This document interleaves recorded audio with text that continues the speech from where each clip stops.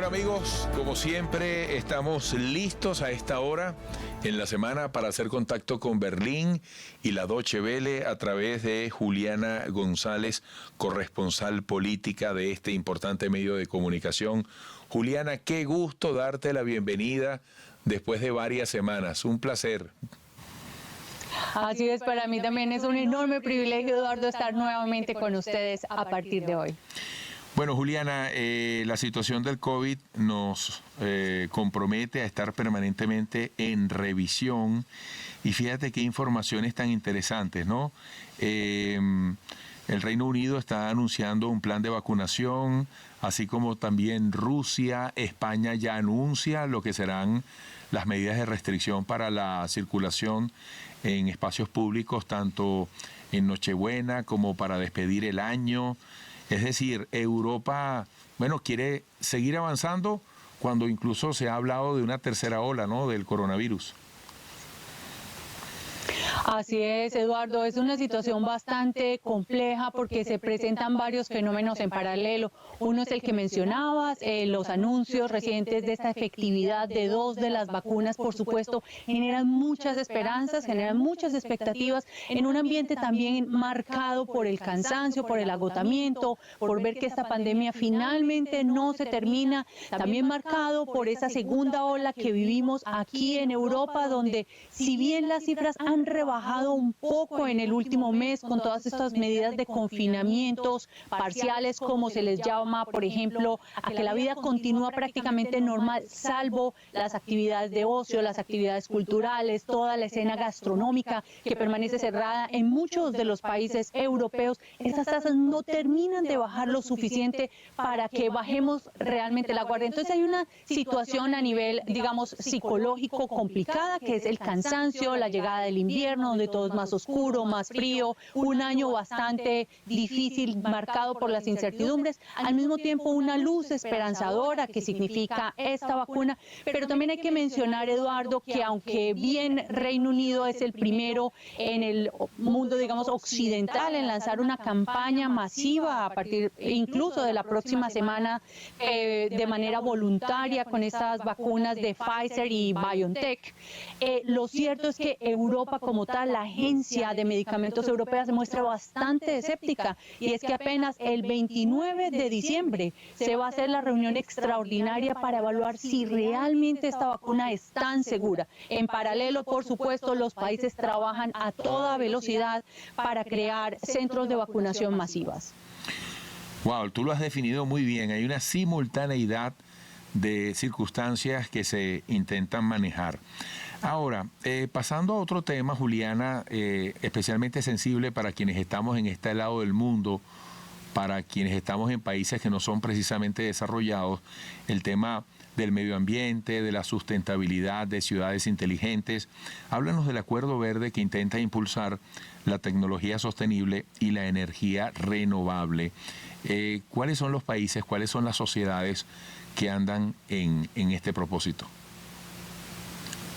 Bueno, Eduardo, es un tema bastante interesante al cual no podemos perder de vista precisamente por lo que mencionas, y no solamente afecta a nuestra región de América Latina, como veíamos con la temporada de huracanes, por ejemplo, que acaba de pasar en noviembre, unos huracanes fuertísimos que afectaron sobre todo a América Central. Tenemos también el tema de los incendios forestales, y en Europa lo que vemos, por supuesto, son grandes sequías. Vemos también incendios, por ejemplo, como los que ocurren en España o en Portugal en los meses de verano. Y ayer justamente decía el secretario general de Naciones Unidas que esto es casi que nuestra nueva normalidad, las grandes inundaciones, los grandes incendios, y quizá esta pandemia en medio de todo podría ayudarnos a movernos hacia un planeta menos roto, y esto tiene que ver en parte con ese acuerdo verde que plantea, por ejemplo, la Unión Europea, que lo que busca es invertir durante la siguiente década